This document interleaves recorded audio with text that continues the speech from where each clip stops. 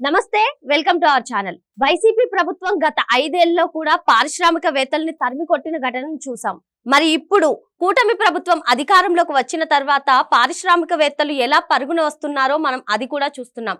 అయితే పారిశ్రామికవేత్తలు ఏపీకి రావాలంటే జగన్ మళ్ళీ రాకూడదు, అలా బాండ్ పేపర్ మీద సైన్ చేస్తేనే మేము వస్తామంటూ పారిశ్రామికవేత్తలు అంటున్నారని చెప్పి నారా లోకేష్ గారు వ్యాఖ్యానించారు. మరి దీనిపై పూర్తిగా విశ్లేషించడానికి మనతో పాటుగా ఉన్నారు ప్రముఖ రాజకీయ విశ్లేషకులు అరసమేలి శ్రీనివాస్ గారు. వారిని అడిగి పూర్తి వివరాలు తెలుసుకుందాం. సార్ నమస్తే. సార్ నమస్తే. సార్, మనం చూసాం 2014 నుంచి 2019 వరకు చంద్రబాబు గారి హయాంలో నవ్యాంధ్రను నిర్మించడానికి, భావితరాల భవిష్యత్తుకు బంగారు భవిష్యత్తు అందించాలని చెప్పి ఎన్నో పరిశ్రమలను తీసుకురావడానికి వారు చేసిన కృషి చూసాం. అదే విధంగా 2019లో అధికారం చేపట్టిన జగన్మోహన్ రెడ్డి వచ్చిన పరిశ్రమలను తరిమి కొట్టడం కూడా చూసాం. ఇప్పుడు 2024 కూటమి ప్రభుత్వం అధికారంలోకి వచ్చిన తర్వాత నారా లోకేష్ గారు ఐటీ మినిస్టర్ గా వారు చేస్తున్న కృషిని కూడా చూస్తున్నాం. అయితే నిన్నైతే లోకేష్ గారు సంచలన వ్యాఖ్యలు చేశారు. పారిశ్రామికవేత్తలు ఏపీకి రావాలి అంటే జగన్ మళ్ళీ రాకూడదని, అలా ఒక బాండ్ పేపర్ మీద సైన్ చేస్తేనే మేము వస్తామంటున్నారని చెప్పి వారు వ్యాఖ్యానిస్తున్నారని చెప్పి లోకేష్ గారు చెప్పారు. దీనిపైన మీ అభిప్రాయం ఏంటి సార్? ఇందులో లోకేష్ గారి వ్యాఖ్యల్లో ఒక మెసేజ్ కూడా ఉంది. ఎవరికంటే ప్రభుత్వాధినేతలకి, భాగస్వామి పక్షాలకి. భాగస్వామి పక్షాలంటే పైన ఉన్న వాళ్ళు కూడా కొంచెం సార్ ఇది మా పెట్టుబడి కావాలంటే ఈ దెయ్యం ఇక్కడ తిరగకూడదని చెప్తున్నాడు అన్నమాట. అంటే ఈ ఎక్కడో ఏదో చిన్న అపభ్రంశం ఉంది. ఎక్కడో జగన్మోహన్ రెడ్డిని ఏదో తెలియని శక్తి కాపాడుతూ ఉంది. అది సామాన్య ప్రజలకు తెలియదు. ప్రత్యక్షంగా దాన్ని ప్రభుత్వాన్ని నడిపిస్తున్న వాళ్ళకి ఒక అర్థమవుతూ ఉంటుంది. లేకపోతే ఇప్పుడు మీ ఇంట్లో దొంగతనం జరిగిందండి, సీసీ కెమెరాలో చూశారు మీరు, పల్నామూడని ఆడు మీ ఇంట్లోనూ మీ ఇంటి చుట్టూ తిరుగుతున్నాడు అనుకో, మీకు ఎలా ఉంటుంది? మిమ్మల్ని మీరు వాళ్ళు పట్టుకోలేకపోతున్నారు అనుకో, పోలీసులకు చెప్పినా కానీ పైకి కిందకే చూస్తున్నారు అనుకో, మీకు ఎలా ఉంటుంది? అలా ఉంది పరిస్థితి ఆంధ్రప్రదేశ్. ఎందుకంటే నిజంగానే పెట్టుబడులు పెట్టడానికి కానీ, పెట్టుబడులు పెట్టడానికి రావడానికి కానీ వాళ్ళు ఆలోచిస్తారు. ఎందుకంటే గతంలో జగన్మోహన్ రెడ్డి ముఖ్యమంత్రి కాకముందు 2019కు ముందు ఆంధ్రప్రదేశ్ రాజకీయాలు ఉమ్మడి ఆంధ్రప్రదేశ్లో కానీ, తర్వాత ఒక 5 సంవత్సరాలు ఇంట్లో కానీ ఎవరికి అభ్యంతరాలు లేవు. పెట్టుబడులు పెట్టడానికి కానీ, ఇక్కడ తమ కార్యకలాపాలు నిర్వహించుకోవడానికి కానీ ఎవరికి అభ్యంతరాలు లేవు. ఎందుకంటే గతంలో రాజకీయాలు సంప్రదాయబద్ధంగా ప్రజలు ఎవరిని ఎన్నుకుంటే వాళ్ళు పరిపాలన చేసేవారు. వాళ్ళు టర్మ్ అయిపోయిన తర్వాత వేరే వాళ్ళు వచ్చినా విధ్వంసం లేదు. ఆ పథకాలను కానీ నిర్ణయాలను కానీ కొనసాగించేవారు, ఆచరించేవారు. చంద్రబాబు నాయుడు గారు 95 నుంచి 2004 వరకు ఆయన పరిపాలనలో అనేక పెట్టుబడులు తీసుకొచ్చారు. రాష్ట్రాన్ని అభివృద్ధి పదం వైపు నడిపించాడు. కొన్ని సంస్కరణలు అమలు చేశాడు. దాని ఫలితాలు చాలా తీయగా, చక్కగా, సమృద్ధిగా అందిని దాన్ని ప్రజల కంటే ఎక్కువ ఒక కుటుంబం లాగేసింది. అయితే ఇప్పుడు లోకేష్ గారు ఈ విషయంలో డెఫినెట్గా ఆయన చెప్పిందని ఆలోచించాలి. ఇక్కడ పెట్టుబడుల్ని జగన్మోహన్ రెడ్డి అయ్యాలో ఏం చేశాడు? గతంలో ఈ సాంప్రదాయంగా రాజకీయాలు నడిపించేవారు, పెట్టుబడుల్ని వాళ్ళ అభివృద్ధిని కొనసాగించారు, విధ్వంసం చేయలేదు. జగన్మోహన్ రెడ్డి రావటం ఏం చేశాడండి? అమరావతిని పాడెట్టేశాడు, కూల్చివేతలు మొదలెట్టాడు, పోలవరాన్ని పడకేయించాడు. ఇక మిగతా అవినీతి, అక్రమం, దోపిడీ అని సెపరేట్గా అది రోజు చెప్పు తలపోటు అవుతుంది దాని గురించి మాట్లాడాలంటే. అమర్రాజా వాళ్ళు ఎంతమందికి ఉపాధి కల్పించారండి. వాళ్ళని పొల్యూషన్ కంట్రోల్ బోర్డు అనేటువంటి ఒక పనికిమాల సాకు చూపించి వాళ్ళని చాలా ఇబ్బంది పెట్టేశాడు. వాళ్ళు ఇక్కడి నుంచి వెళ్ళిపోతామని మేమే వెళ్ళిపోమంటున్నాం అన్నాడు. ఎంత బరిదెగించిన మాటలు సజ్జల రామకృష్ణారెడ్డి. వాళ్ళు అందుకనే వేరే పెట్టుబడి బయట పెట్టేశారు తెలంగాణలో. ఇంకో 10,000 మందికి ఉపాధి కల్పించి దొరుకును కదా అక్కడ. వీళ్ళు ఏంటంటే ఫ్యాక్షన్ మనస్తత్వం అండి. వాళ్ళకి వాళ్ళ దగ్గర బానిసలుగా పడి ఉండాలి ప్రజలు. ఇప్పుడు మీరే ఉన్నారు. సహజంగా మనుషుల మనస్తత్వం ఎలా ఉంటుందో చెప్తాను. మీ ఇంట్లో మంచి పని వాళ్ళు ఉన్నాడు, మగాడైనా వాళ్ళైనా మీ ఇంట్లో బాగా పని చేస్తున్నారు. మీరు ఇచ్చిన జీవితం తీసుకోవడానికి మీరు పెట్టింది తింటున్నారు. ఆ ఎట్టి పరిస్థితుల్లో మీరు వదులుకోవడానికి ఇష్టపడరు. ఏదైనా మంచి అవకాశం వచ్చినా కానీ అతను పైకి తీసుకెళ్ళడానికి ఇష్టపడరు. ఆ దాన్ని పోయి దత్తమ్మ గాడికైనా ఇస్తారు కానీ అవకాశం, వీళ్ళు మాత్రం మీ కాళ్ళ కాడ ఉంచుకుంటారు. అవునా కదా?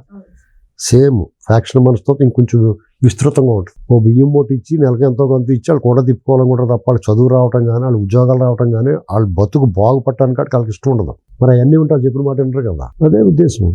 చంద్రబాబు గారు ఏంటంటే ఇది ఒక పిచ్చి మహారాజు, అయినా ధర్మరాజు. అలా పెట్టాలి, నెత్తిమీద పెట్టాలని మీద ఎక్కించుకుంటాడు. వాళ్ళు నెత్తి మీద తన్నేసిపోతారు. ఇది మనం చూస్తున్నాం. నిన్న మొన్న ఒక ఎమ్మెల్యే గారు ఏం మాట్లాడుతుండో చూసాం కదా. ఒక ఎమ్మెల్యే గారు ఏమన్నా అంటే ఒక సామాజిక వర్గం ప్రాధాన్యత తగ్గిస్తాను, తండ్రి తర్వాత కొడుకు తర్వాత మనవడు అంటున్నాడు. అతను ఎవరిని అన్నాడు అనుకుంటున్నారు? ఆ ఊళ్ళో పెద్ద మనిషిని కాదు, చంద్రబాబు అని అన్నాడు. మరి ఇలాంటివన్నీ ఉన్నప్పుడు రాష్ట్రంలో జగన్మోహన్ రెడ్డి అనేటువంటి విధ్వంసకారి వీరప్పనని కేవలం అడవి ఒక పరిమిత ప్రాంతంలో అతను విధ్వంసం చేశాడు. ఏనుగు దంతాలో ఎర్రచందనం కొట్టేసుకుని ఇతను బటన్ నొక్కినట్టు కొంతమంది గూడాలకి ఉప్పు పప్పు వాడేసి మిగతా డబ్బు సంపద దోసేసాడు, డంప్ చేసాడు. వాడు పెద్ద గొయ్యి తీసి కప్పెట్టేసాడు, డంపులు అంటారు, పాత్ర వేసాడు. వీళ్ళేమో కంటైనర్ల ద్వారా ఇంకొక ఐవరీ కోస్టల్ అలాంటి కాడికి పంపిస్తున్నారు. వాళ్ళకి పెద్ద తేడా లేదు.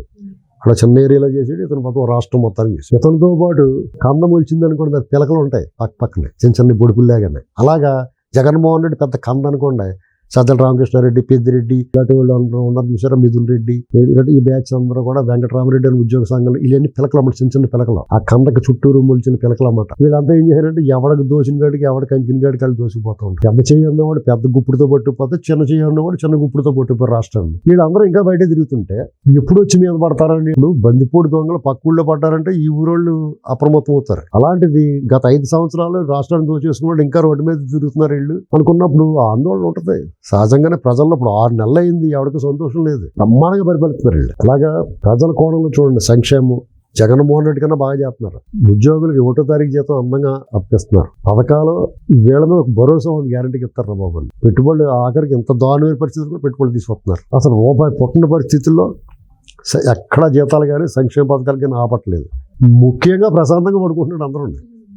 ఈ భూమి ఇల్లు ఎప్పుడు లాగేస్తాడో, ఎవరింట్లోకి వచ్చి కూర్చుంటాడో, ఎవడు తెల్లగట్ల పోలీసులు వచ్చి కరకు కవాతు చేస్తాయి బూట్లు, కరక బూట్లు, ఆ భయం లేదు కదా ఎవరికండి. ఇంతకన్నా రిలీఫ్ ఏం కావాలి? కానీ ఆ పాము ఇంకా ఇక్కడే తిరుగుతూ ఉంది. ఆ దెయ్యం పూర్తిగా వెళ్ళిపోలేదు. ఇప్పుడు దెయ్యం పట్టిన ఇల్లు ఉంటుందండి, హంటెడ్ హౌస్, ఆ దెయ్యాన్ని పారదోలుతారు రకరకాల ముగ్గులు గిగ్గులు వేసేసి. అయితే మీకు పూర్తి భరోసా ఎప్పుడు చిక్కుతుంది? ఆ దెయ్యాన్ని సీసాలో పెట్టి సముద్రంలో పారేసినప్పుడే అమ్మాయి వెళ్ళిపోయిందిరా బాబు అనుకుంటాం. అంతేగాని అరుంధతి సినిమాలో లాగానే ఆ పశుపతి గండి ఏం చేయాలి, ఆయన ముక్కల కింద దొరికేసి ఎక్కడో పడేయాలి ఆ సినిమాలో. కాబట్టి ఇంట్లోనే సమాధి చేస్తుంది. నువ్వు ఇంట్లో సమాధి చేయడం వల్ల ప్రమాదం ఏంటి? ఒక 50 సంవత్సరాల తర్వాత అన్నా కానీ ఒకడు వచ్చి దాన్ని బతలు కొట్టేసి చేతలు తీసుకొచ్చేసాడు. ఎవడో కూడా పిచ్చోడు, ప్రజలు కూడా పిచ్చోళ్లే. అందరి సినిమాలో పిచ్చోడు ఎలాగైతే బతలు కొట్టేసి తీసుకొచ్చాడు ఆ సమాధిలోంచి ఆ పశుపతి గాడిని, వీళ్ళు కూడా ఈ పశుపతిని తీసుకొచ్చేస్తారు. అప్పుడు ఏదో ఏడు మోగం వేసుకొస్తాడు, ఎవడో లేపేస్తారు. అప్పుడు వాళ్ళు చూపిస్తారు ఏడు మోగం వేసుకుని, అయ్యా బాబు అప్పుడు ఒక ఛాన్స్ అన్నారు, ఇప్పుడు ఇంకొక ఛాన్స్ అన్న వస్తాడు. ఆ భయం ఉంది అందరికి ప్రజల్లో. అలా కనపడుతుంటే ఆ ఉద్యోగ సంఘాల నాయకుడు వెంకటరామరెడ్డి అన్న కూడా ఏం మాట్లాడుతున్నాడండి, వాడు వదలబోతానికి కారణం ఎవరో, ఏం చూసుకుని అలా మాట్లాడుతున్నాడో, దానికి కారణం దాని బాధ్యులు ఎవరో అలా మాట్లాడడానికి. మానవ బాంబుని అవుతా అన్నాడు జగన్మోహన్ రెడ్డి మద్దతుగా ఎన్నికల్లో ప్రచారం చేశాడు. అండ్ ఇంకా ఉద్యోగాలు ఎందుకు ఇచ్చారు ఇట్లు? అది తప్పు కదా. ముందు అవన్నీ సరిచేస్తే ఆటోమేటిక్గా పెట్టుబడులు వరద సునామీ తుఫాను వచ్చేస్తుంది పెట్టుబడులతోటి. అది కనపడకూడదు. రాజకీయ ముఖ చిత్రమే జగన్మోహన్ రెడ్డి అండ్ గ్యాంగ్, అతనికి ఇది కంద పిలకల లాంటి వీళ్ళందరూ ఎవ్వరూ కనిపించకూడదు. అందరూ ఉంటే జైల్లోనే ఉండాలి, లేదా దొంగచాటుని విదేశాలకన్నా పారిపోవాలి, లేదా పక్క రాష్ట్రాలకు వెళ్ళి స్థిరపడాలి. అది జరగాలి. ఎన్నాటికన్నా ముందు వాళ్ళు కొట్టేసిన సొమ్ము మొత్తం రికవర్ చేసుకోవాలి. వాళ్ళ బలం ఏంటంటే వీళ్ళు దొంగిలించిన సొమ్మే. అది ఎప్పుడైతే రికవరీ చేసుకుని ప్రభుత్వ ఖజానాకి జమేసారో, వాళ్ళ కూరలు పీకేసి కరకజ్జం తినమంటే తినలేదు కదా ఎవడన్నా. ఆ పని చేయాలి. మొత్తానికి కూటమి ప్రభుత్వం రాకతైతే పరిశ్రమలు వస్తున్నాయి, కానీ గత ప్రభుత్వ హయాంలో ఎవరైతే అక్రమాలు అవినీతులకు పాల్పడ్డారో వాళ్ళ నుంచి ఖజానాను మళ్ళీ రికవరీ చేయాలని అయితే సార్ చెప్తున్నారు. Thank you sir. ఓకే.